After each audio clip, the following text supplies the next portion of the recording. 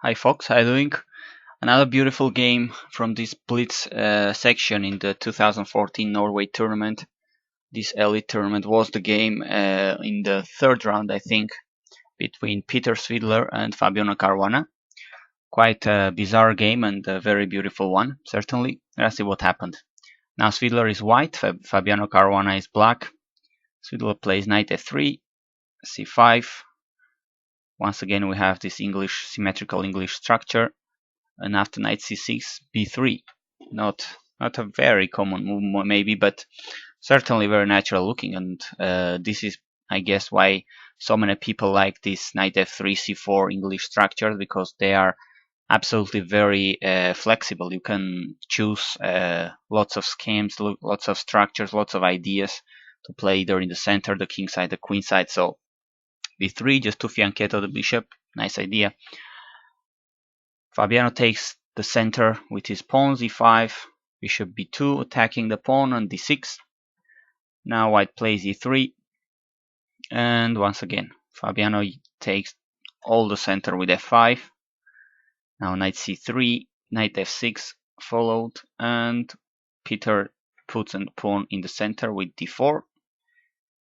And this is when, after c takes, e takes, things start to go crazy. e4 was played by Caruana, attacking the knight, committing decision, but probably not a bad one. d5, attacking the knight, and the knights are taken. E takes f3, d takes c6. Now black plays queen e7 check, and white cannot put anything in between to block the check, so it is absolutely forced to play, as weird as it looks, king d2.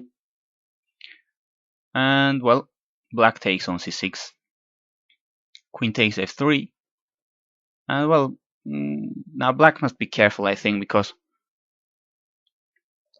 as even if white has his king on d2, they're like a little weirdly placed.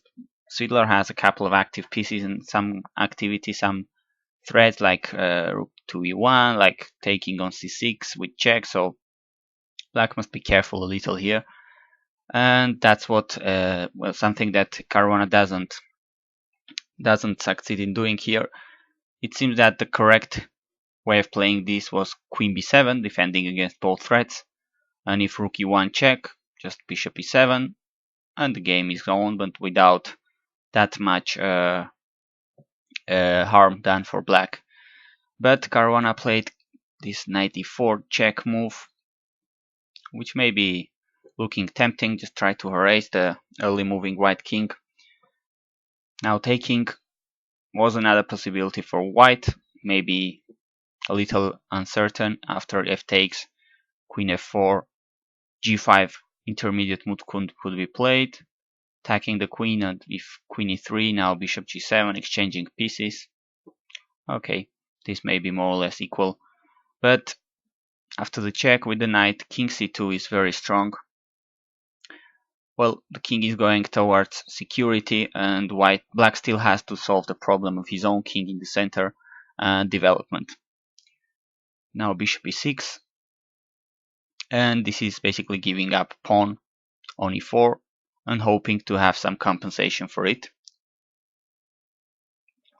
So Caruana plays d5. Svidler doesn't take it. He goes queen e5, although I think it was more or less possible to take if black takes with the knight. Well, with the bishop, sorry. Well, if black takes with the bishop, you can just exchange queens and be a pawn up there. And if black takes with the pawn, just for instance a little check here, developing the last piece, and there must be, then you move the queen, so there must be no much problems here. But okay, queen e5 was played by white. Now queen f7, I guess with the idea of checking from g6 or from f5 with the bishop, and also putting some pressure on the c4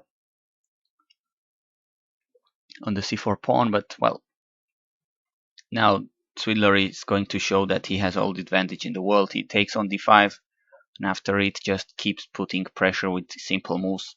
The king in the center is the one king in the center, and under lots of attack is the black one. So because after rook c8 check, white king just goes to the queen side with this little trip. Shall just get security here, queen g6 check, and that's no big threat. King a1. Now e6 is under attack, so king f7 was played by Caruana to protect it, but another piece coming to action. Bishop d3, if queen takes d3, e6 will be taken with check, with checkmate in fact. So queen h6 is played. Now bishop f5.